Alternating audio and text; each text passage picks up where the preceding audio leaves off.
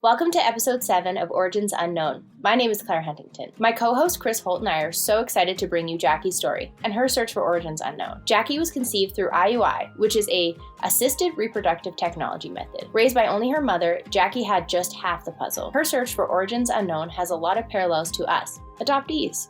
Follow along as we learn about the process of IUI and Jaci's search and finding of her half-siblings on 23andMe.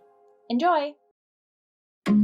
I think I walked the long way home. Now fall, just pick me up and hold me close when things get rough. And you never walk the road alone, 'cause we've all got our origins unknown.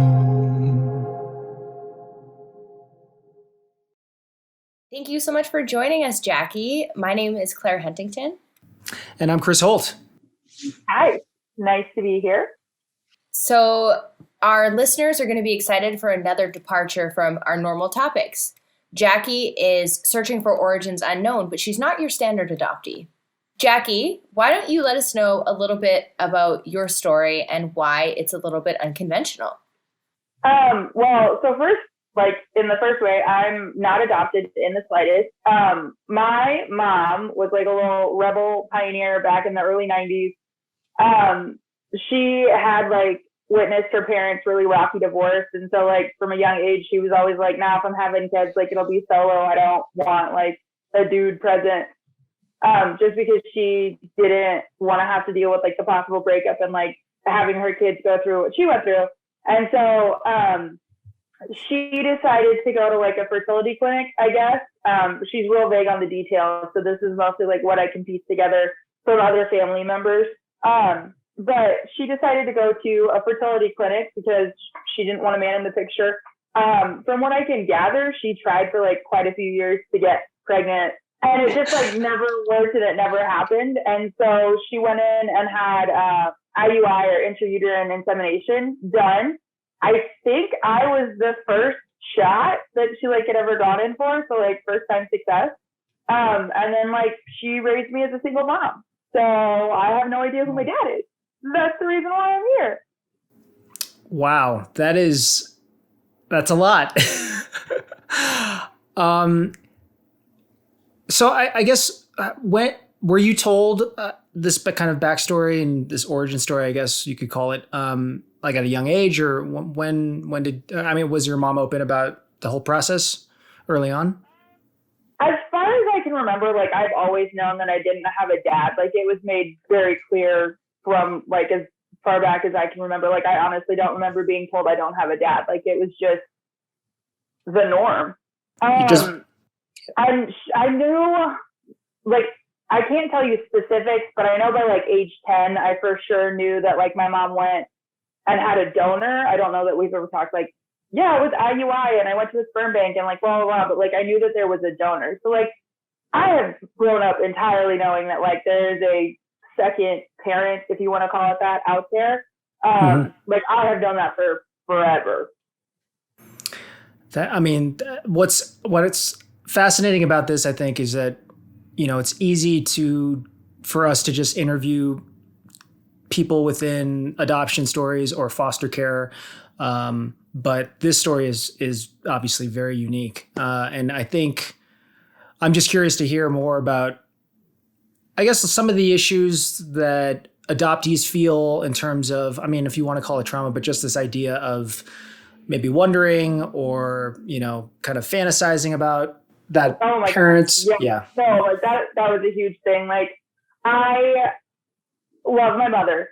It has taken a long road to kind of understand where she was at. And now that I'm almost 29, I get her frame of reference. It was really difficult for me as a preteen and a teenager. I remember one time, we were at the movies and we were watching What a Girl Wants, starring the phenomenal Amanda Bynes and Colin Firth. And I don't know if you're familiar with the movie, but yeah, it's where this girl goes in search of her dad to go and find him. She's finally figured out who it was. And there's this scene where she leaves and he doesn't go after her. And I'm just bawling in the theater. And my mom looks over at me and she's like, "What is your problem?" And I was just and the wedding scene at the end for the father-daughter dance. I got my first father-daughter dance. And then my boyfriend cut in, but that's okay. Like that part. I identified with that one too.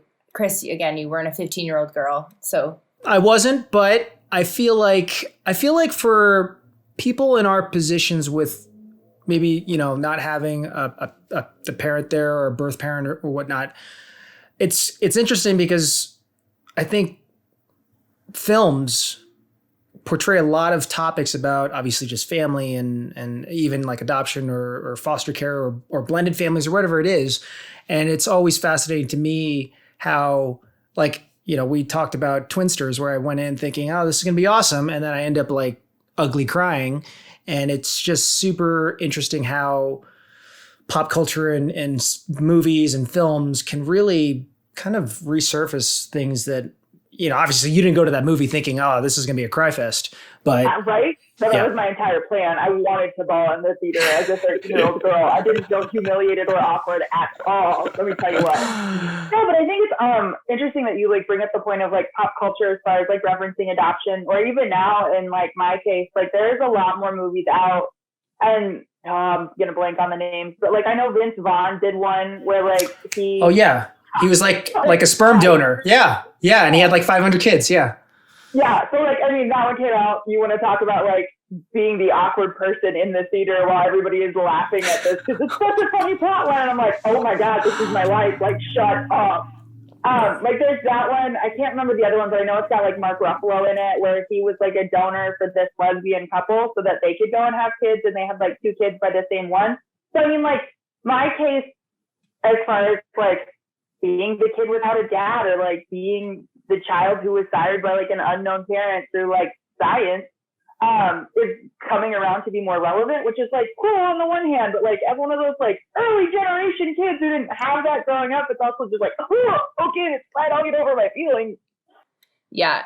And so that being said, when Jaci and I spoke, I have some of the rare opportunities to set up some of our interviews. I thought it was really crazy that immediately you and I are from like totally different parts, different countries.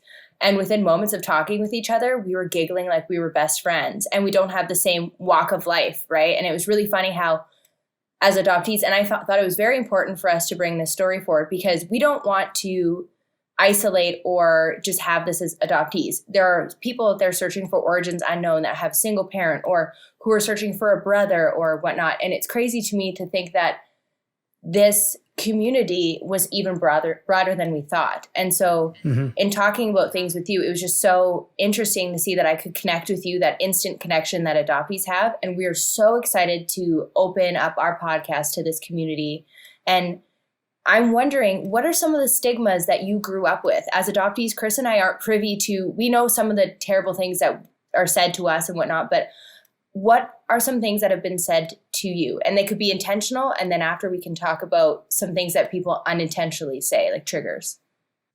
So, like, I guess I should put this out there. I grew up in a small, very small, rural farming community. And so like open-mindedness is not a characteristic of what I would say my community has. So like coming from a single parent who is a mother who did it her own way. And I mean, like, she's a rock star little feminist. Like Alice is a little trailblazer.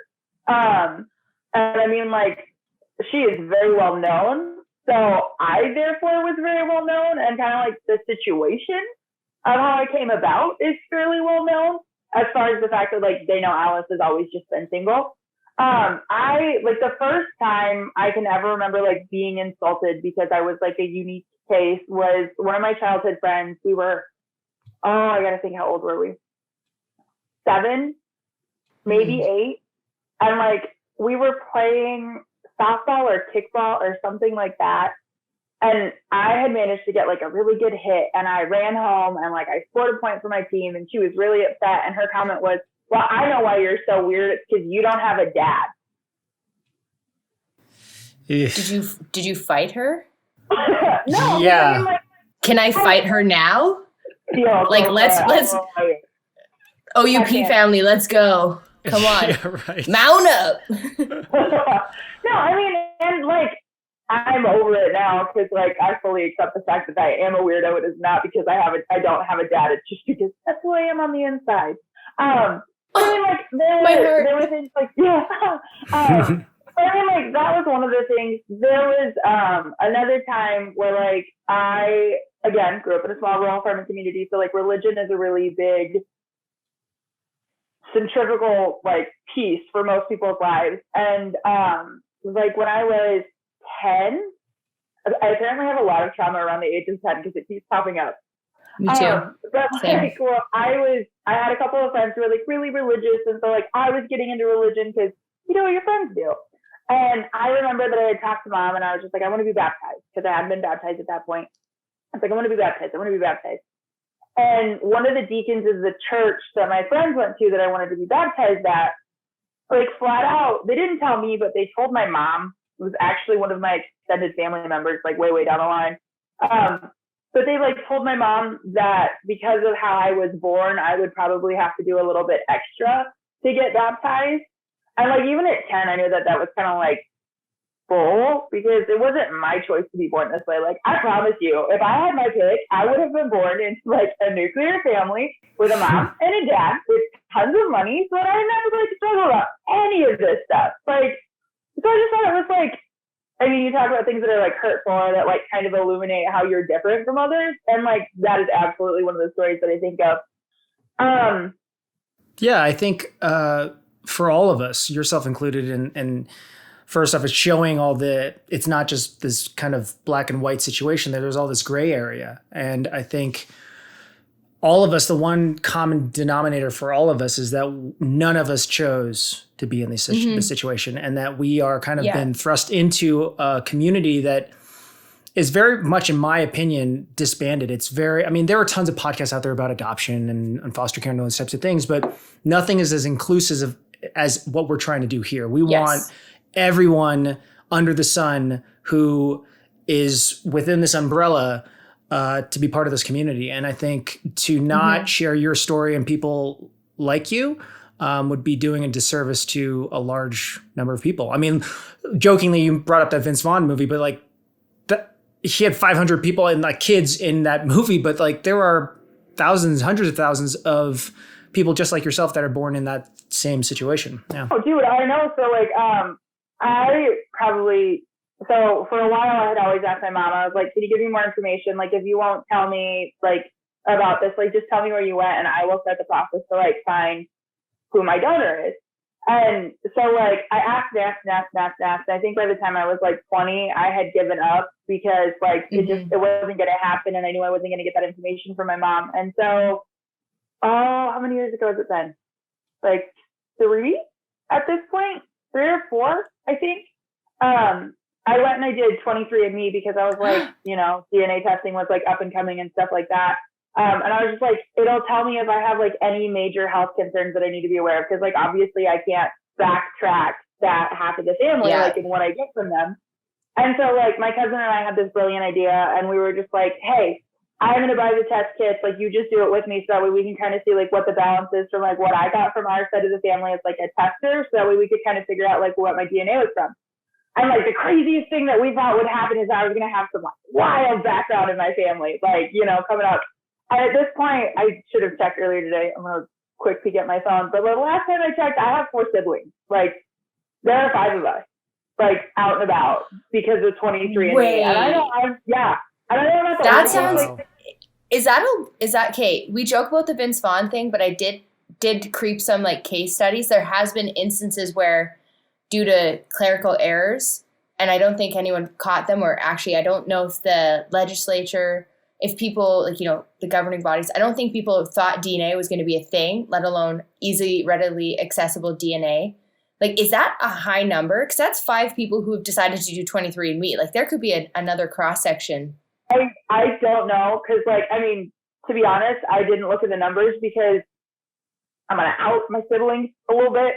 I won't give any personal information or whatever, but like, so I grew up completely knowing that like I was a test tube baby, which is like the common term thrown around. Like, I knew. Do you like that word? I'm not crazy about it. One, okay. because not a scientific experiment. And I know that people like say it and then it's like normalized. And I just like, yeah, it bothers me a little bit because I'm a human, not a science experiment. So like I was born through reproductive technology. So, yeah, I mean, it bothers me and I'm not even in that situation. And I'm sorry to stop you, but the thing about this podcast is that this is our platform, not farm. Moo. Platform. We're calling it a platform from now on. That just became a thing. With the barnyard animals. As long as I get a cuddle with barnyard animals that are included in our platform. I'm here for it. This is our platform. Thank you. This is our platform, and we want to make sure that you just said that word, and it's so funny that you just had that word forced upon you that your whole life, that you said that term because it's the most accessible for other people. So what do you want to be called? Because this is a great thing. We have a lot of non-adoptees, like you don't have to decide right now. I mean, I would like to be called a human. Like, human, okay. Humanoid. Yeah, human, right? I am, as you know, I was questioning, like, do I have to appear like a human or can I look like my normal cave soul self along with the human version today? So how would you, so for someone that, like, what would your descriptor be? So I'm a domestic adoptee. So like if you were to have a trading card, right? Like your rookie of the year card, what would your like position be in the Origins Unknown podcast? Family. I mean, like child born through reproductive technology, specifically IUI. Perfect. That's all you, that's like that. Yeah. That's perfect. Great. That's a mouthful. That's what I go with. And I mean, I'm not going to like speak for everybody because I recently found out one of my buddies, was also created through like IVF, I think is the process that their parents used. And so like they were totally fine with it. And I was just like, ooh, yeah, still not a fan of that. But I definitely don't like it being referred to as like a test tube baby because like one of the like mean and hurtful things I had to live through was like I had this boy that I was interested in. He was like very hardcore Catholic. And I remember when we were kind of like talking and hanging out, he like, and I don't remember if I told him that I was born through IUI or reproductive technologies, but he essentially came out that like he thought people who had been born that way really shouldn't be alive. So like, I mean, imagine being told to your face that. Can I fight him too? Look, I was raised Catholic and that's insane. I have to say, you know, after hearing all this, I mean, you have to, you know, give your mom a ton of credit with regards to doing this alone, doing it in the community that she was in. I mean, I talk to my friends. Yeah, I talk to my friends that have kids and they're in a 2-parent household. They can't even imagine doing it on their own, you know, and anyone that's a single parent can understand and relate to this and empathize with that. And the fact that, you know, your mom went about this and just said, you know what, I don't need a man, I can do this on my own. I mean, that's brave. So. Like I said, she is like a Wonder Woman powerhouse. Like when she cares enough to get something done, like it's going to happen and there is no standing in her way. I have one question, and this is just because I don't know about the process. And I'm sure there's different situations, but with regards to your father, were you given any information? Like, how does the back end work from the donor side? Like the donor donates sperm and then what? Like they can choose obviously to kind of like open close adoption, I guess. I mean, is there? I think as far as I know, and I'm a terrible person to ask because I have not done the legwork for this just because like my mom has a terrible memory, and 2, if it's that important to her, her terrible memory is even worse. So like I got 5 details about my dad like growing up. So like people would be like, describe your parents. And so like I could go on and on and on about my mom, and they'd be like, okay, what about your dad? And I'd be like, he's 6'1", he has brown hair and he's got green eyes and he was studying to be a doctor and he was either French or German because mom and grandma argued all the time about that. That's my dad. Like good luck. That's the truth. Yeah. Okay, so I just looked it up, and it's called sperm donor anonymity. Mm-hmm. And the surrogacy laws, there's currently no the state that you're in, case law, or any statutes governing the rights, duties, obligations, or lack thereof for individuals who donate sperm or eggs for the purposes of assisted reproduction. Also, too, here, does show that there's specific, not just 23andMe, there's specific websites that are called like donor sibling registries for children of who are in the same hunt as you. So that might be a really cool place for you to check out afterwards. That absolutely would be. You should send me that information and I'll do some homework this weekend. Yeah, I feel like there's got to be some type of Facebook group with a community of individuals like yourself. I mean, there's got to be an app for that. Okay, so we definitely got off on a tangent when you were telling a story about before and about the test tube baby comment, which people do not say. That is stricken from our verbiage now, you guys. Thank you. I appreciate that. No, but I just so I remember being like told point blank to the face that like I shouldn't exist. So I mean, like, you want to talk about something that'll spur on an existential crisis? Let me tell you what. But so like, there's just a lot of like really crappy things that are said over something that I had absolutely no control over. Yeah. Those are like probably the top 3 big ones. Back to your question of like things that people say that bother you and or cause pain that I can think of. And if it's anything like adoptees, they say it so flippantly. They don't even realize that they're saying it, and it's just something that they say. I can't.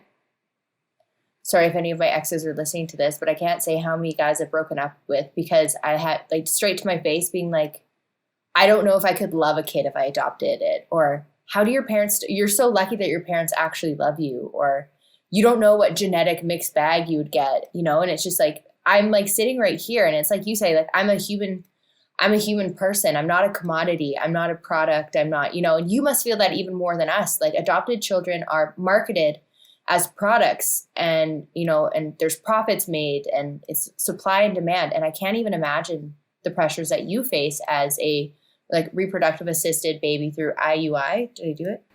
Did I say it? Okay. Thank you. We need to come up with an acronym. We'll work on that. Like, great. That's your homework for today. Glad I could give you something moving forward.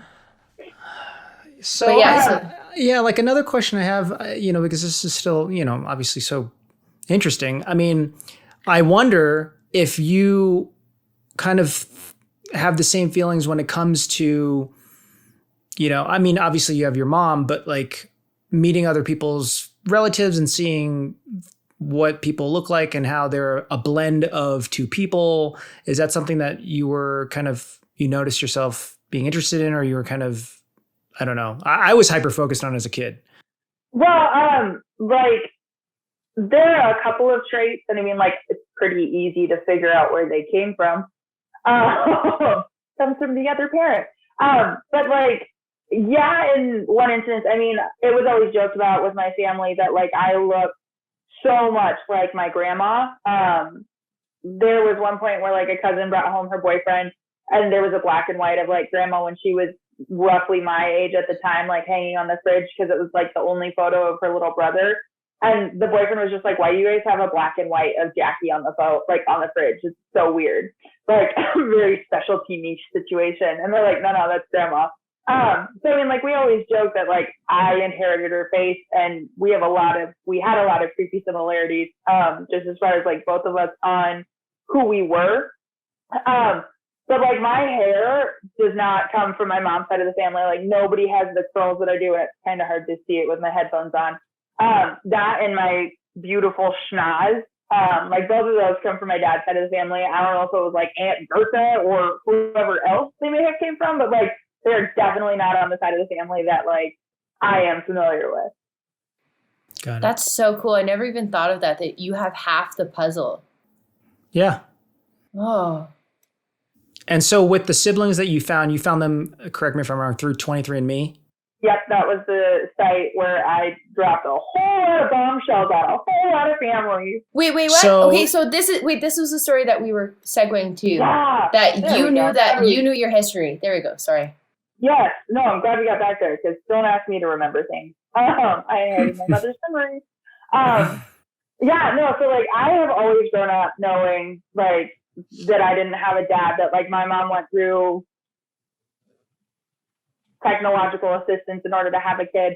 And so like my cousin and I, we did this 23andMe because she was going to be like our control. We were going to figure out like based on that because she knew her dad's history and stuff pretty well.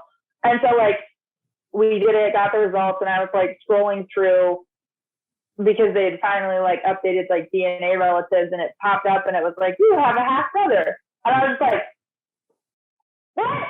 Oh my gosh. Like, I mean, so like, excited. Lord. Yeah, I mean, like excited, but also terrified because like I was, God, how old was I when I did that? Like 26. And you weren't ready for that, right? Like you'd had no idea that was an option. No, I didn't, because like I grew up and I was just like, okay, you're an only child. You don't have like, you know, you put yourself in this little box, and then you have to live inside that box because otherwise there's just too many what ifs and hypotheticals, and you'll drive yourself mad trying to think about them all, like, and coming up with answers. And so like he popped up on my DNA relative, and I remember looking, and I was with the same cousin who I did the like 23andMe with, and I was just like, oh, and like we freaked out together because like she's older than I am, so like she was very invested with this process too. So it's been nice to have her as like a support, because anytime I get a new sibling, I like automatically text her. I'm like, oh my God, we got another one. Like, we got one. It sounds like you're fishing. You're like, we got another one. That's what we're doing. It's, you know, we're hunting for really elusive fish, the ones that share genetic material with me. But so like, yeah, I totally popped up and I was like, hey, oh my gosh, like thinking that, you know, they knew his dad was the donor, not like, which is very idealistic, very unrealistic. I didn't think of that. I was just like, yeah, I was just like, oh my God, tell me what I got. I'm like, oh, like, and I asked like so many questions, and he was like, well, no one told me that they use reproductive technologies. And so like, I definitely popped his cherry real fast, real hard. And then I got really bad because like I hadn't even considered that he was another like baby through reproductive technology, specifically like things like that. And so I was just like, Merry Christmas to you. It's like, whoops. Oh my gosh, I like how they're wow. Oh no. Okay, so that's one thing too that people don't understand. We talk about like some of the things that adoptees and other people seeking origins unknown face is that, you know, you're going to be a dirty secret, right? Like coming into and finding the answers that you want. A lot of times, like people didn't expect Ancestry, 23andMe and all those fun things to happen. You know, like you could just like keep it a secret, and now everyone's like, oh, yay. Yeah. That's and fun.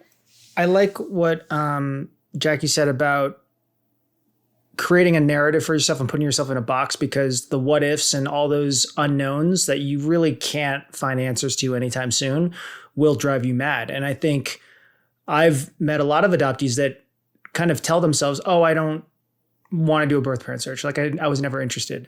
And then when they hear other people talk about their search or talk about emotions or feelings, it starts to bring things up that they maybe just kind of repressed or just said, look, I'm telling myself I don't need this, but maybe I do, you know, and I think that that's fascinating that we totally relate on that topic. No, I mean, absolutely. Like, because I remember when I was a kid, you know, and kids are super well known for having like these phenomenal imaginations. And I'm a big reader still, seriously huge into like escapism through books when I was a teenager. And like, I just remember like I would watch TV shows or I would watch movies or I would read books and I would just like pick characteristics out or be like, what if this is my dad? Like, you know, how crazy would it be if like said superstar actor was like actually your dad, and like when they were going through the rough time, like they stopped by and were a sperm donor to get like $50 and that's your dad. Like, so cool. But I mean, I came up with thousands of different fathers, like thousands of different people who could be my dad, and then I would just try and figure out like, well, where did I get this trait from? Where did I get this trait from?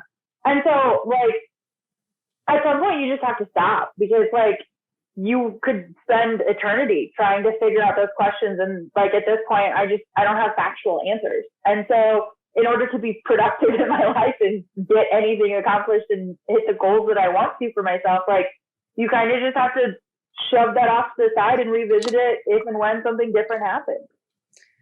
Yeah, no, I totally agree. And kind of go back to your half brother. So you kind of rock his world by telling him, information that he didn't know.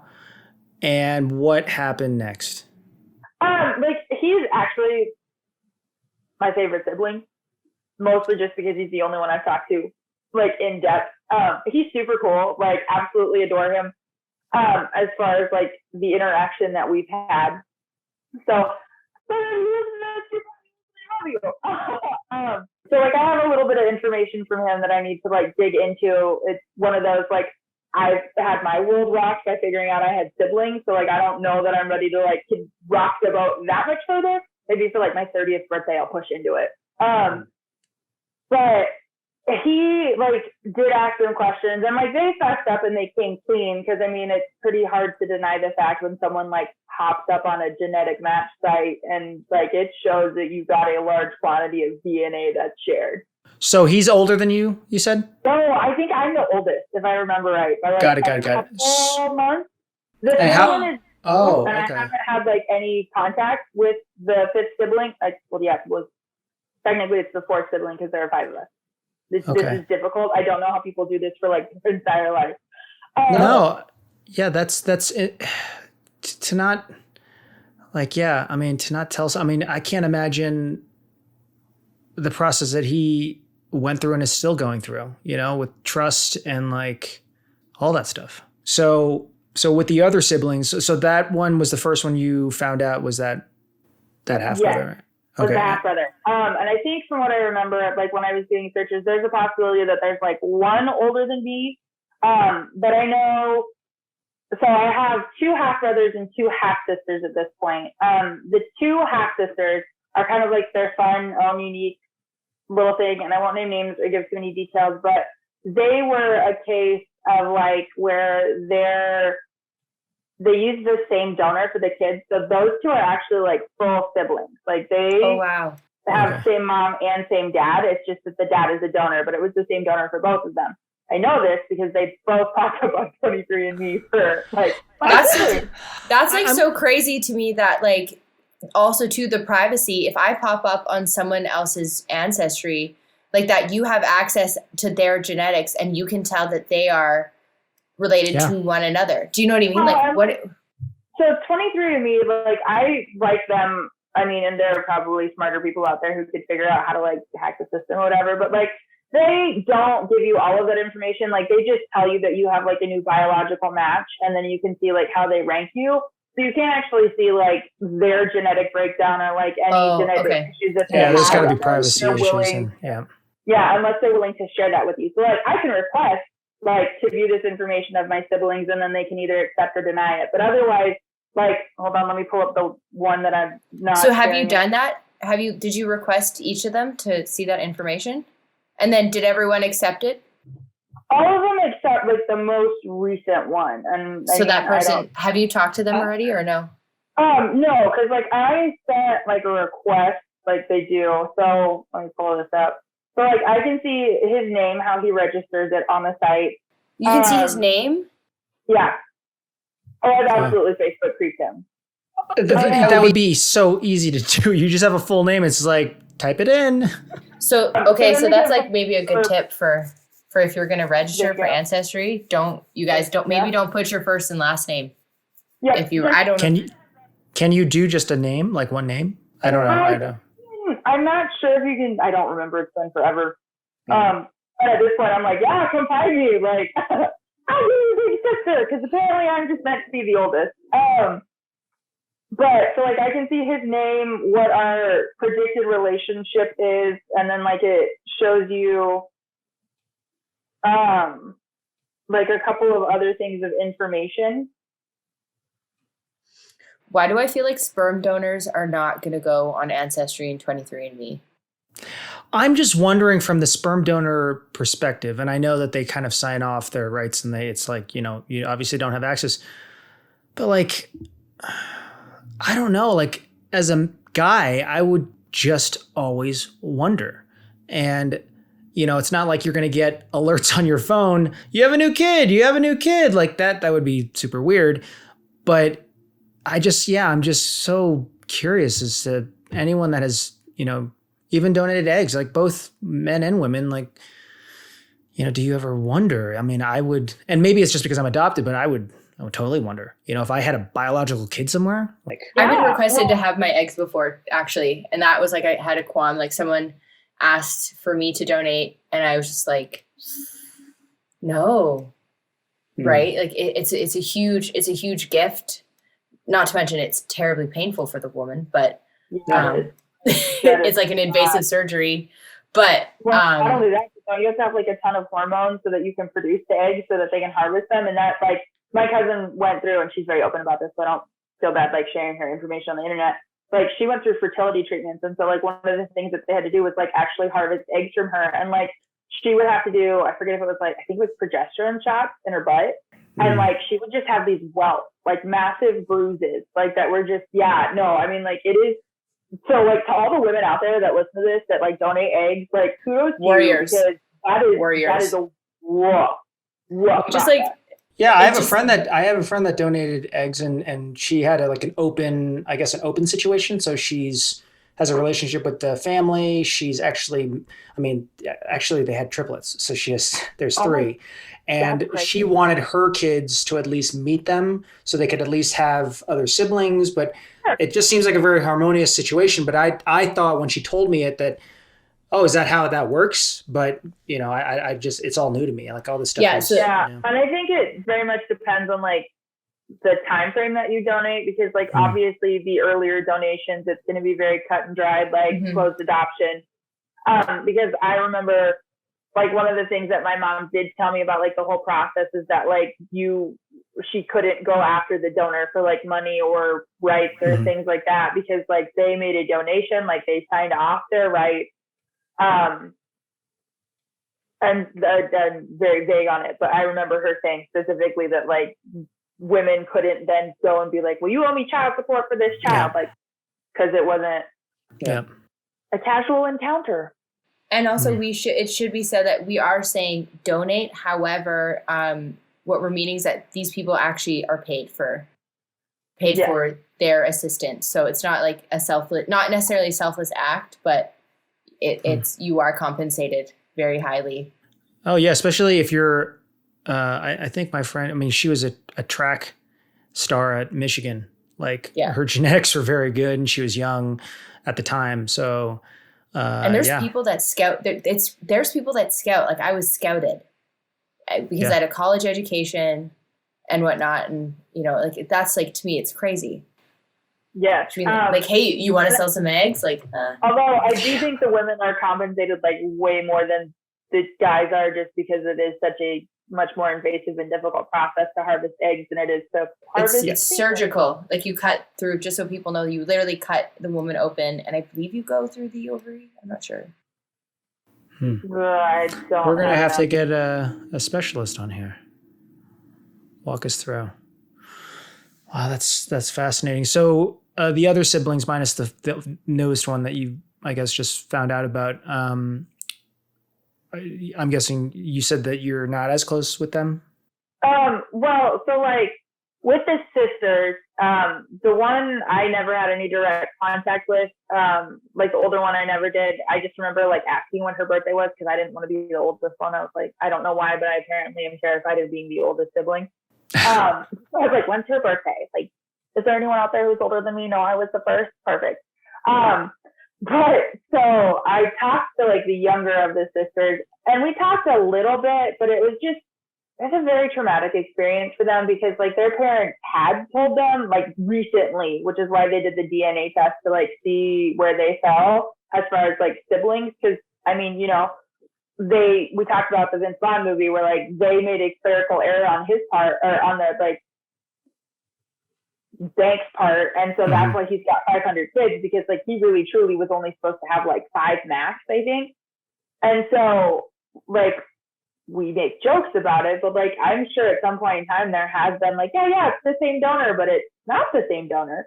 And so they did 23andMe to just like check up on their genetic background to see that like they were actually siblings. And so they were aware that there may have been other siblings out there, but it was still like a really fresh trauma for them. And so like they were kind of more like, how can we heal as like an immediate family unit, which kind of excluded the rest of us. And that was fine because like I got one sibling, I was like, oh, I won the lottery. Oh, this is cool. So like I haven't really reached out as far as like getting to build that relationship, just because like I was shocked, and I knew from like the beginning of my life that I was a special circumstance. So I can't imagine being like 25, 26, up until like 30, and all of a sudden just being like, well, actually, fun fact for you, let's just blow up your whole world as you know it. Honey, can you come sit at the dinner table? We have to talk to you about something. Put down the cheesies. That's just what I picture. So I have a question too about proximity. One thing that I didn't think about, being an adopted kid from a small town, they used to do blood tests before people got married to see if there was familial relationships. And Chris, like, you don't think about this, but narcissistic tendencies in humans is that we're attracted to people who look like that, us. And I always kind of panicked and realized that there's been instances where people find out they're related and whatnot. You don't have to say places, but how far apart are you from all of your siblings? At least an hour, if not closer to like an hour and a half from each of them. So that's not that far, because that's where people date. That's like the dating pool where you're from is like 2 to 3 hours. Yeah, it depends on how committed you are to dating. They're like, all of my siblings are much closer. Like I'm the outlier as far as I can tell from like where everybody lives.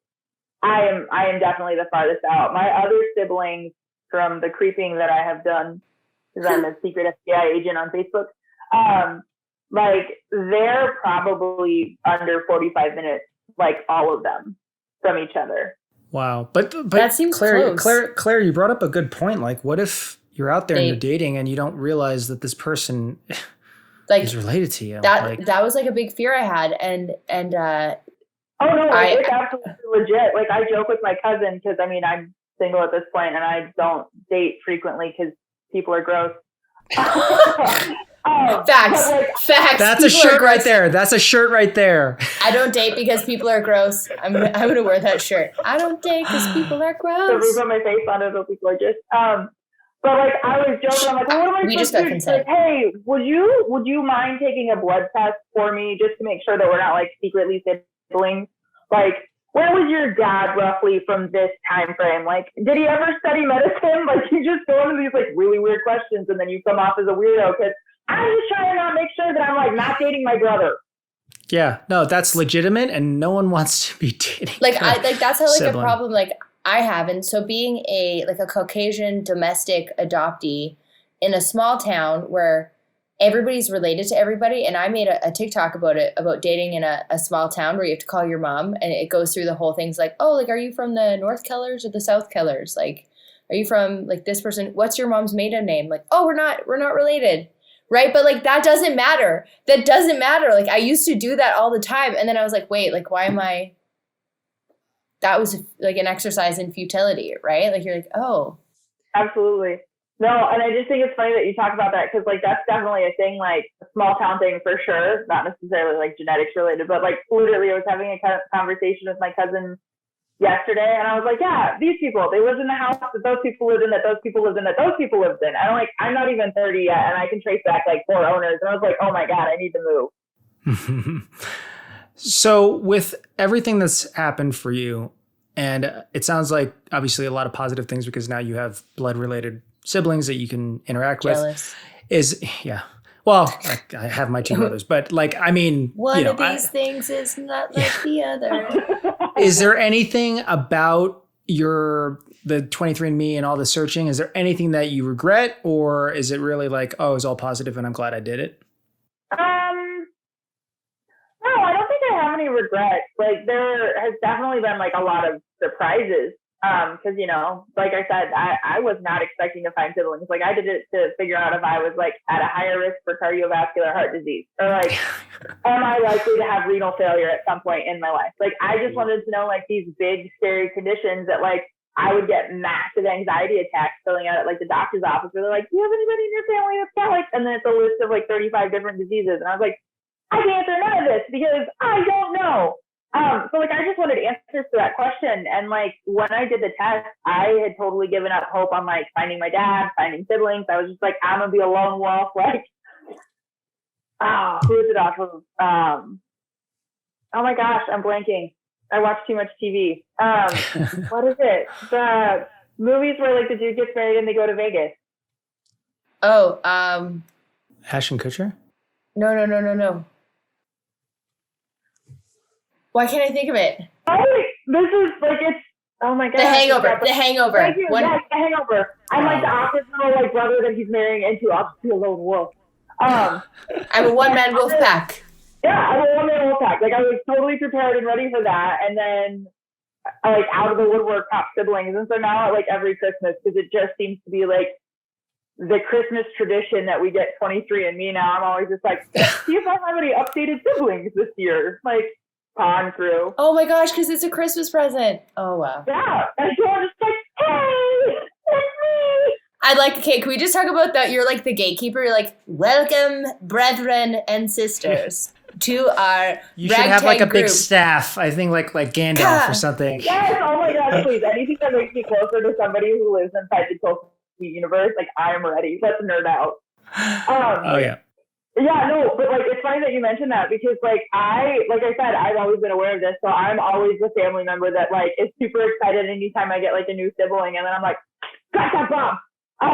Let's be family. I will aggressively love you. Hey, I said that to you. That's my line that I say to you. You still. I hear things and then I take them and they're mine now. So she stole that from me. I told her that. It's fine. Yeah, I will reset it. I stole it from Claire. But so like it was just really funny because I am the gatekeeper as far as I know with like my sisters and the first brother, because I like would pop in and I'd be like, hey, there's another one. And so like anytime I see a new sibling, I like pop in there and I'm just like, and I message like the first half brother, I'm like, bro, our TLC cast is growing. There's another one. Check it out. Because like we always came up with a joke where like we deserve our own TLC show. Yeah, I just picture that moment where Gandalf says, "You shall not pass." You could say like, Thou "You shall pass. join our group." And that was how I summon you. It's funny that you talk about like Vince Vaughn, like in movies and whatnot. For me, anyone who knows me and my like, and Chris, we've joked about this. My predilection for like sugar and like just being a nerd. For me, it's literally Elf. Would be me finding my birth parents like, I love you and I love you. And, like, love you. This tastes terrible. You don't have to drink that, buddy. Yeah. Thank you. Like, Santa, I know him. Forgot to give you a hug. So now I do have a question as well, and feel free to not answer it. But how are things, you know, I know that your mom, she's a trailblazer and a pioneer and just seems like such a wonderful human being, like super cool in terms of like a juggernaut essentially for feminism. How are things when you like, do you share this information with her when you find a new sibling? Like, is she receptive? Like, is it like a weird vibe, or like, is it similar to like adoptees? Well, so like, I have no idea if it's similar to adoptees because I can't say that I've had a lot of conversations with adoptees about like how they respond when they find this stuff out. I told her about the first one and I think about the sisters, and then after that, like I just don't bother mentioning it because she was like, okay, whatever. Which I mean, like it's fair. It's not her life. Like these are people that are not related to her. Like they don't. I mean, they're never going to come into contact with her. It's not like she's the missing parent that we're finally finding. Yeah, I mean, I can see that because obviously, like you said, there's no blood relation there, and this is more about, you know, and I think, okay. Well, and I mean, she was never really super receptive to me, like finding out about my bio dad or my bio family or anything like that. As far as the other half, because she was kind of always questioning, like, well, I'm your parent. Why do you need more? Like that was kind of the view that she took on it.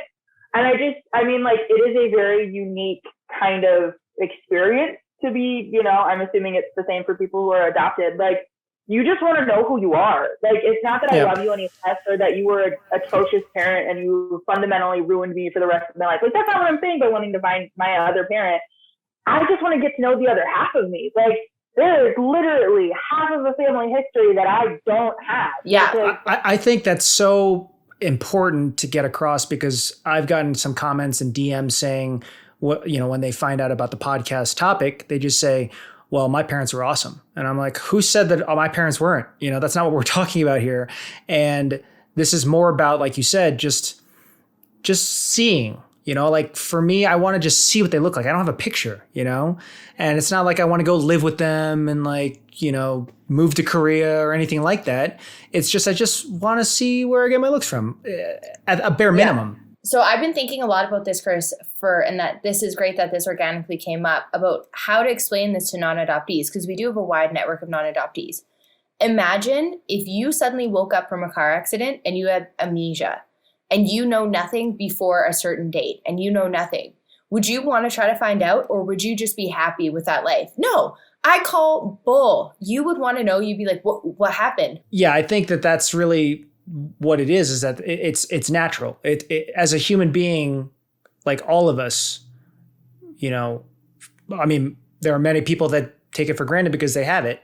But, you know, if you woke up and had zero memory of anything before a certain time period, it's going to eat away at you. You're going to be sitting there thinking like, what happened before then, you know?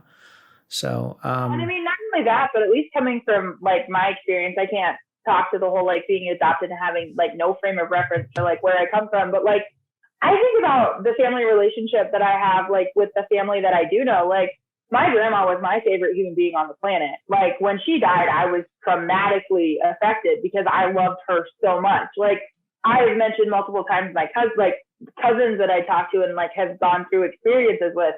Like, and I very much love my mother. Like, I have very, very good, strong family relationships. Like, my family is a huge, important part and piece to me. And so, like, for me, it's not that I love them less or like I want a different family. Like, to me, it's I want to have that relationship with the other half of me. Like, because my family is so great, I want to see if the other half is just as great. Because, like, did I win the genetic lottery and like get picked from like the two greatest families on the planet? That would be so cool. Yeah, and that's the thing, is that I think a lot of people don't realize that, and it's easy to jump to conclusions or just take it one way. But you know, it's always the, you know, it's human nature, the unknown. Like, just in general, humans are always, you know, seeking answers. And when it comes to just like, you know, going out to space, going to Mars, like all these things, like we are just fascinated with knowing more and getting more information so we can form a better perspective on our viewpoints. And I think that that's super important. And humans are by nature a herd animal, right? And it's a cultural, we function anthropological better. requirement. Yeah. We're like a social creature. Like, we are, and just not knowing. Social interaction. And I do have the question, after knowing now and talking to your siblings and especially your brother, are there any, us as adoptees, something that's a crazy phenomenon that happened between you and I as well, like attachment issues and other things. Are there any markers that you can tell affected you guys because you were, you know, from your special circumstance? And I guess because your siblings didn't know your special circumstance, so maybe that isn't a great frame of reference. But are there things that you can, even in your own journey, attest to being, you know, like a superhero? You mentioned like self-soothing. That's something that I think for Claire and I are very much similar. So like when we're feeling emotions or whatever, we don't want to be hugged and like touched and, you know. And that's one of the things we shared, Chris. That's crazy that you said that, because she and I were talking the first time and I was like, ugh, I'm so glad that you don't want to hug me. You know, like it was just like, thank you for not like wanting to touch me. Like, I mean, I guess I don't know. I haven't made that many comparisons. Like, I just like to think that my weird little quirks and neuroses are part of who I am as a human and not out of my environment. But that makes no sense because like Claire and I have had nature versus nurture talk. So like, obviously that's hard to pinpoint. I mean, I think it honestly just depends, because as far as the whole like self-soothing thing, it depends on who I'm around. Like if I am upset with the person who is trying to like physically comfort me, the last thing I want to do is have you close by. Like, please GTFO and like leave me alone. If it is like, if I am upset about something and the person who's trying to soothe me is someone that I'm close to. But like if I'm upset about something and I bring up my cousin for this all the time, or like my bestie at work. If I'm having like a really rough brain day, just because like I struggle with very serious social anxiety sometimes, that's the reason why I think we're gross. But like I'll let them know that I'm having a bad day and like all I want is a hug. And neither of them are very big, touchy people. And so like I know that I have to be having a really rough day in order for them to be like willing to physically comfort me, because like if I care about a person, my love language is physical touch. Like I am very touchy if I care about you and I have known you long enough. If I have no idea who you are, like respect my boundaries, which are an entire soccer field away from me. So that actually makes me realize like you had a birth mom. Like you got like, so that. As she likes to tell me when I discredit that statement, she will show me the scar. Proof. Yeah, like, oh, like we didn't have that. Like, I don't, that's like, So now, are there like any things that you want to tell people about your situation, or, you know, like any things like, you know, we touched briefly on don't call you the TBB or TTB. Yeah. Don't call you that. That's don't use the TTB phrase. TTFN to TTB. Thank you. Like, is there anything like final things that you want to say, or? Oh my gosh, I don't know. I hate broad, open-ended questions. I'm very bad at answering them. I don't know. Just like I don't know that it's specifically about my case. I think it just applies in general. Like, just be cognizant of the words that are coming out of your mouth, because like you don't know how they're going to affect someone that you're talking to. Like you will never know all of the information in someone's background and like where they come from. So like to the people who flat out told me to my face that they didn't think I should exist, like I wish that you could know how deeply that hurts. Like you've been a conversation in my therapy like session, because thank you for that. We'll give you the bill. Like, seriously. Like, you just, first off, one thing I would like to say is don't ever tell someone that you don't think they shouldn't exist. Like, that's like, yeah. That's so never, aggressive. Yeah, that's never something you should ever, like when people ask me, what are you? I'm like, that's just rude. Like that's never, when is that important or, you know, applicable to any situation to ask? Like, what? I feel like the title of this episode should be, I am human. Yeah. Oh my God, could it please? Like that would make me so happy. I am human. I think that this is going to be on a shirt, because it's so true. We're humans. And the crazy part too is that I was talking to an adoptee who we'll be having on later on, and she said, I hate the fact that the second that people find out that I have a non-traditional, you know, origin story, that I owe them my story. That I have to tell them, and that they can ask me all the salacious details. Like, this isn't a telenovela. This is my life, right? Like, it's just so annoying. And then they keep asking questions, and then it's almost their right to ask you these inappropriate questions because, like, oh, I didn't know. Well, then don't ask. Yeah, that's a big part of this podcast, is to educate people. And I think that's, you can't, you know, people say, well, I get triggered by that, or that was cringy, or what. I mean, it's like, look, like, I get it. We all have triggers, especially when it comes to these topics. But, you know, people don't know what they don't know. And if we want to move forward in a meaningful way, we need to be able to talk about these things. And well, not only that, but like, as far as the whole, like, I know I absolutely agree with like what the other adoptee was saying, because like I can remember in high school, like it would come out that like I was an IUI baby. Like my mom had me through alternative methods, and then people would be like, "What do you know about your dad?" Like, I have 5 details about who my dad is. And like, as an adult now, I'm totally cool with sharing it. But like, all I have of this person who I desperately wanted to know as a teenager is these 5 details. Like these, like, I mean, imagine your most precious, sorry, I think that was my computer. Imagine like your most precious, like 5 pieces of possession. And the fact that like, everyone deserves, like they feel the need that they get to touch it, and they get to like sift through it, and they get to share them with you. Like, I'm sorry, sorry, but if I had family heirlooms that were jewelry, no way would you get to put your hands on them. Like, those are my family heirlooms. Like, you don't get to have these details. They're my details. This is my person, and this is all that I have of that person. I would just like to point out, is this one of the first, or like ask, is this one of the first times where like you've mentioned those details that you have, but I don't know if you've noticed, neither Chris nor I asked you what they are? Like, is that common? Or is this one of the first times that you've shared your story this in depth openly and people haven't been like, well, what are the details? Yeah, no, it absolutely is the first time that people haven't just like automatically been like, oh, what's he like? Like, tell us what you know. You know, like, that was not a prompt for you to tell us, but I just realized that like some of the things, like the weird boundaries and respect, you know, and like the fact that you have those 5 items, like for me, I think that's just so special. And like, I wouldn't want to, you know, like I touch that. And I found out where, what, and what time and what hospital I was born at in like, I think episode 3. And I didn't know that. And I was like starting to cry. And luckily, Chris called me mid-30s. So I snapped out of it because I got angry at him.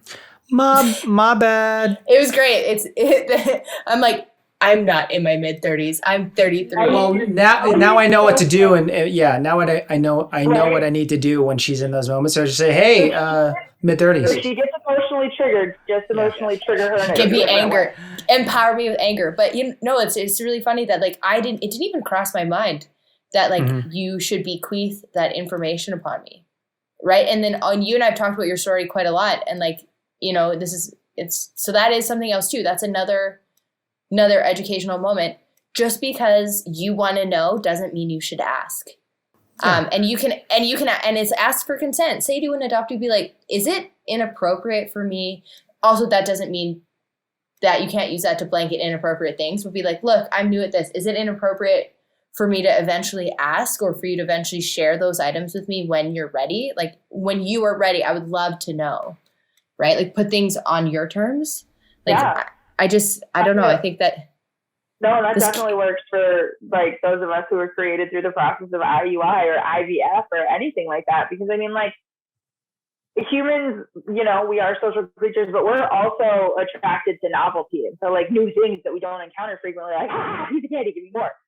No, but you were saying like, I mean, it makes me think of like P.T. Barnum. Like he wanted to kind of celebrate, you know, different people, but people are fascinated by things that, like you said, are just unique. Yeah. Like the whole freak show phenomenon. We're like the modern day freak shows. Absolutely. And so like people are like, this is a new situation. Like tell me everything about it because I just want to like dive in deep. And it's just like, you don't have a right to. Like I am not, like you said, you know, or like your other adoptees said, like, this is not a telenovela, this is my life. Like, yep. Fine. Yeah, and I think within this community, you know, Claire brought up a good point. Like you've been very open with us, but I think it's because we see each other in a way that, you know, most people can't or don't, you know? Mm-hmm. So I'm willing, I've always been open about being adopted, but you know, to talk about like deeper issues or deep-seated suppressed feelings and emotions, like I'm not going to just talk about that with anyone, you know? So I think that's important. And, you know, we do live in an era now where, you know, everyone needs to be more mindful of words because words mean things and they impact people. And sometimes, you know, people just think, oh, they're just words. Who cares? Just forget about it or ignore it. It's like, no, that's not how that works. Just be happy. Like what? Yeah. Place that like a lot of people just want to understand. Like for those of us who are, for those people who like have both their birth parents or like know them, like they don't get how like special.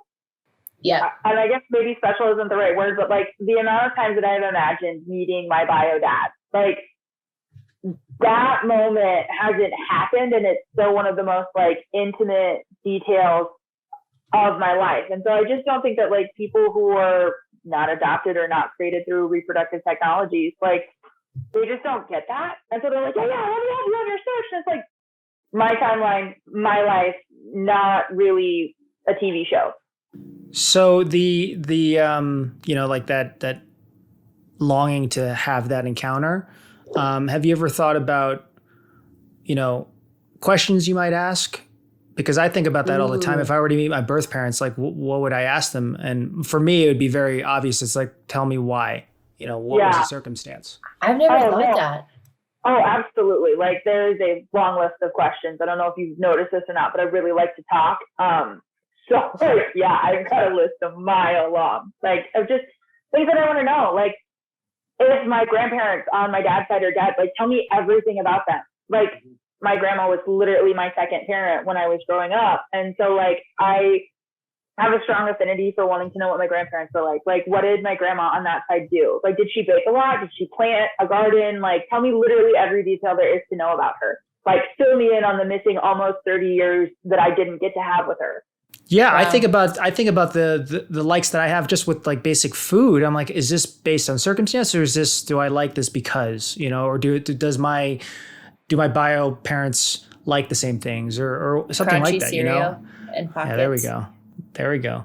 But I saw these things online with, I don't know if it's Ancestry or MyHeritage, but have you seen those I guess renderings of relatives and motion? Like they take old photos and they basically recreate a snippet. It's kind of like a GIF basically, where it's like an old relative like looking around. Yeah, but they're able to recreate this so it looks like you're watching a movie or like a video of a relative that might have been born in like the 18th century or 19th century. And they colorize them too. Yeah. I mean, it looks kind of creepy. It's like almost looking at like a ghost or something, but it's super like, I think obviously you have to actually have a photo. Only, I don't think they can just do. No. I mean, yeah, they have photos, but I just think,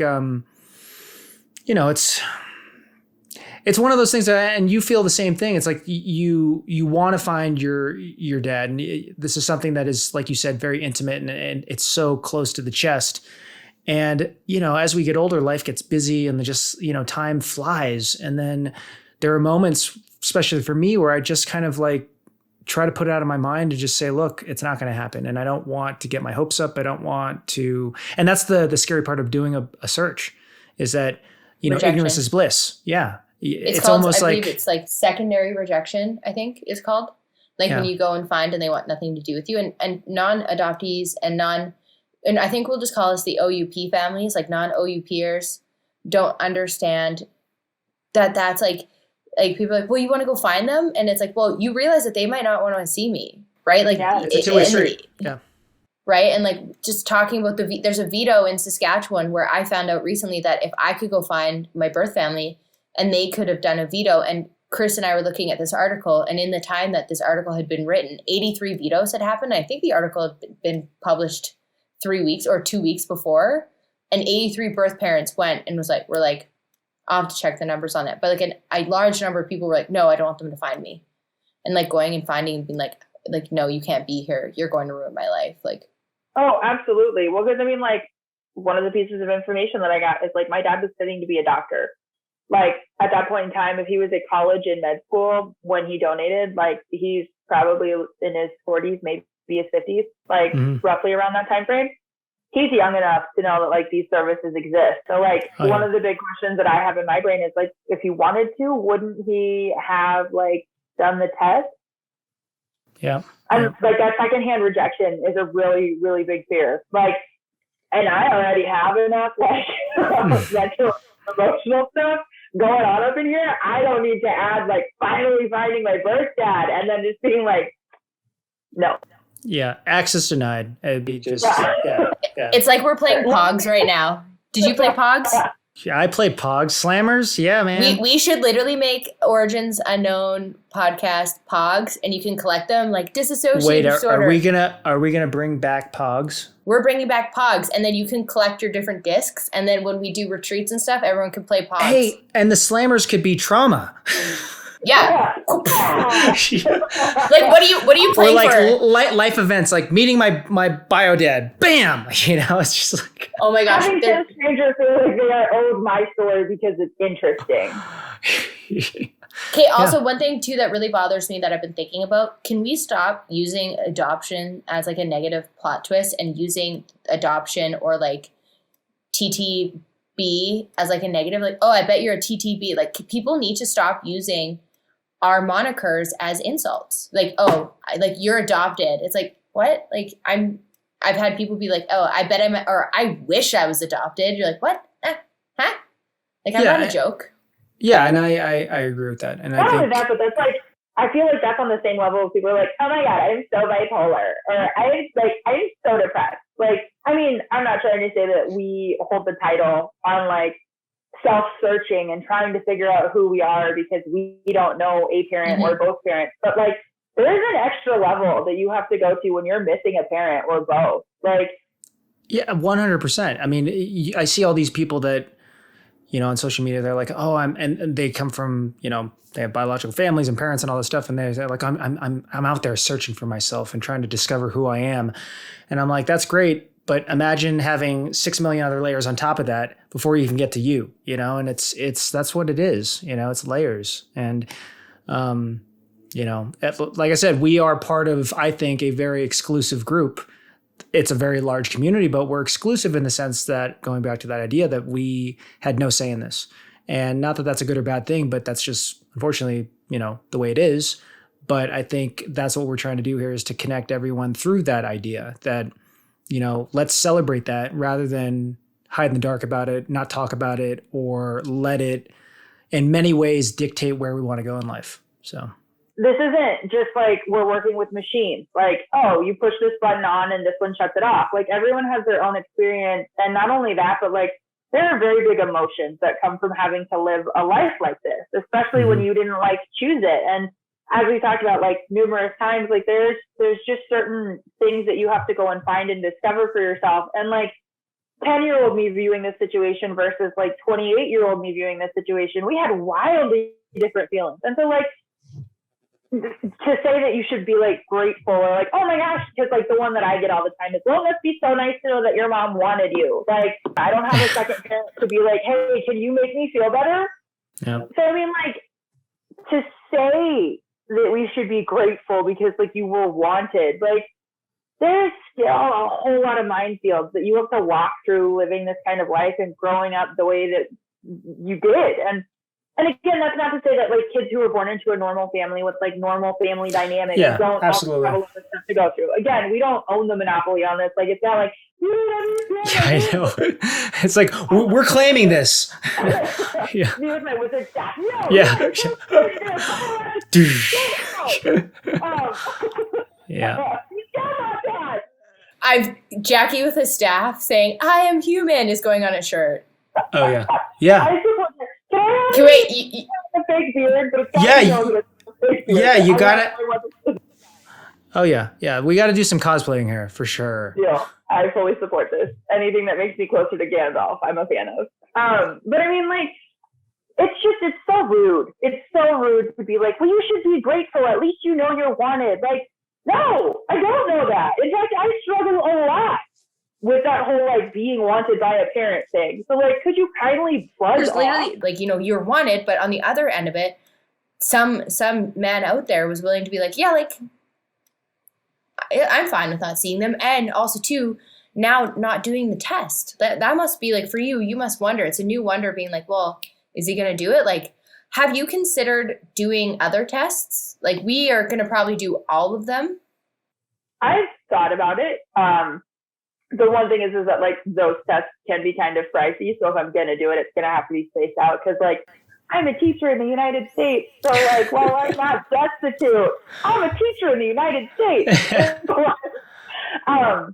Like I would like to, and I've thought about it. And I know that there are some like websites that you can like pull your genetic information and like plug it into different ones. And it's supposed to be like where you can connect them all. I'm just not tech savvy enough to be able to accomplish that on my own. Help me, I'm dumb. So like there are some things that I've thought. I'm still kind of in like the processing phase about like having siblings. Like yeah, and that's the thing too. You have that information, and that you've decided to chill on it. I mean, it's more than I ever expected. Because I mean, like growing up, this wasn't a thing. Like these are newer technologies, and so like, you know, Chris, like you mentioned, like there are just sometimes where you put it away because you can't handle the questions. Like I had put it away. I was like, okay, I'm never going to meet my dad. I'm not going to know like what happens about it. And then, like I said, 23andMe popped up and I was like, I'm going to get health information. And then I got 4 siblings and now I'm just like, oh, 4 siblings. I don't know what I'm doing. Yeah, and to expect anyone to process that quickly is unrealistic. I mean, think about it. It's like, talk to any person that says, "Oh, what if you found out you had a half brother like today?" Like, you don't just say, "Oh, wow, I've processed it in 24 hours. I'm good." Like, cool. And now I'm going to write a tell-all expose about it. And like, I want to know, hey, Chad, I want to know what you think about my adoption story. Like, for every time that someone like finds out that you're adoption, and it's never you being like, yeah, like I'm adopted, or like my things, like it was some people like, well, I didn't know you're adopted. I'm like, well, I don't usually lead with that. It's always someone either A, making a really inappropriate joke about adoption, or B, one of your other friends like outing you, being like, well, she's adopted. And then at the bar, there's like a Chad or a Becky, and she's like, oh my God, you're adopted? That's like so interesting. Like, do you ever like wonder? Like, no, Becky, I don't. Or Chad be like, do you think your parents loved you enough? No, Chad, my dad doesn't love me. Like, just go and have your Hurley shirt. Well, and not only that, but I mean, like, it's not just my feelings that have to be processed, because like I grew up knowing that like I didn't know my dad. So as 3 out of the 4 siblings that I have didn't grow up with that. Like, they had their world shattered. And so like, it's not just me processing that information. Cause I mean, like at this point, when I'd be ready to have like a relationship with my siblings, absolutely. Like, I have had time to process. I think it would be super cool. But they're also human beings with their own thoughts and their own feelings. And like, they have had a lot rockier times as far as like their current families and their family dynamics that they have to process. Like, I've got decades ahead of them as far as like understanding where I come from and where we come from and what our family dynamic looks like as far as us being like reproductive. You're on X Games mode.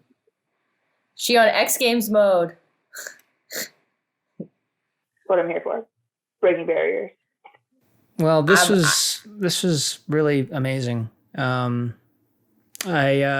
Claire brought it up to me, you know, your circumstance and your situation, like I just, again, me just being ignorant to all of this, it's like, wow. I'm like, when she told me, I was like, oh my gosh, that's it fits obviously within what we're trying to discuss on these episodes, but it's something that, you know, it didn't even come to mind. Well, I'm like the grassroots person. Like, if this were Quidditch, I'd be the seeker. There's just something about me that I go out and we've been joking that people will tell me their story. And then I think that this is incredible. And I am so excited for our community to grow. And I would really invite any of people who are in a non-traditional, you know, this could like situation where you're seeking an origin, reach out to us. Our email will be, and our socials will be displayed at the end of this podcast. Reach out. This is your community too. It started out as our story because that's what we know. But we've said from the beginning that this is our podcast, like the community, you know, like it's, and we want to, who are we to define? Yeah. We want to grow, learn, heal together. And the only way we can do that is, you know, opening up and having these tough discussions that are very intimate and real. But, you know, if you really like this podcast and you like what we're doing here and you want to support this movement, first off, we have the hashtag AdoptedAF, which I think can be applied to your situation. I mean, you're not adopted, but it's more than that. It's this idea of just owning your story and taking pride in it rather than hiding behind it or letting it suppress you in any way. And more importantly, yep, go on. No, I was just going to say, and I think the really important thing to know is that, like, I haven't watched the other podcast, but I think it's important to know that, like, wherever you are in your journey, like, we all appear, like, very self-assured, very aware, very, like, in-depth, know who we are as people. And, like, it has taken me so long to, like, get to this part, like, to understand who I am as a person and, like, how I am affected by this. Like, it was not always like this well put together. Like, it was a very long and a very strugglesome journey. So like, it's okay if you are not like put together and like, oh, life is great. I finally figured out like all of these issues that I have, or like I can compartmentalize the different traumas that I've experienced based on how I was birthed and raised. Like, it's messy and it's ugly and there's a lot of big, scary emotions. So like, definitely if you're struggling, like find someone in your community and reach out. Yeah. And also, that's part of this podcast is, like you said, is that it's, you know, you think about, you hear people like us tell our stories and talk about this stuff, and it just seems like, wow, they seem like they're doing well, but no one has seen every step and pitfall and traumatic thought or whatever it may be that has gotten you to there. And it's never a straight path, and it's never like this clean cut. For instance, in order for me to do this podcast today, I made sure I took my anxiety meds early, and then I made myself a adult beverage so that I would be like kind of relaxed and like carefree. So that way I would sit, like, so I mean, like, even the behind the scenes of today's podcast, on that, like, there are other things that went into play with this, because like, it's scary to have to like talk about and assess your entire life and like who you are as a person. And you never know. So here's like, so I have two parts to this. One, not only is it scary saying this, you don't know, like when you are finally at a point where you tell your story to someone, there's that brief moment where like we talked about, I've broken up with people. Their reaction is going to directly impact how you feel about them, how they feel about you. And so when you tell someone this information, it could completely solidify or blow up the relationship. And another thing too is that because oftentimes we are one of one or the other, we're usually non-traditional. So like other people in the family haven't been adopted, you know, especially our generation. I think now there are adoptees adopting adoptees. But back, it was a new phenomenon, all these new technologies and the concept of adoption. You were like one of one, like you were a one-man wolf pack essentially. And so in order to survive, we were silenced, not intentionally, but by this narrative of you should be grateful, or you're so lucky, or I wish I had this. And two, we've had to put on a brave face and assimilate, because assimilation was survival. Seeming like your family. Yeah, like seeming like your family and like fitting in is what, you know, like there was always that feeling of other, right? Like, so we are just so good at faking it. Yeah. So, yeah, that was, holy smokes. It's 7:40.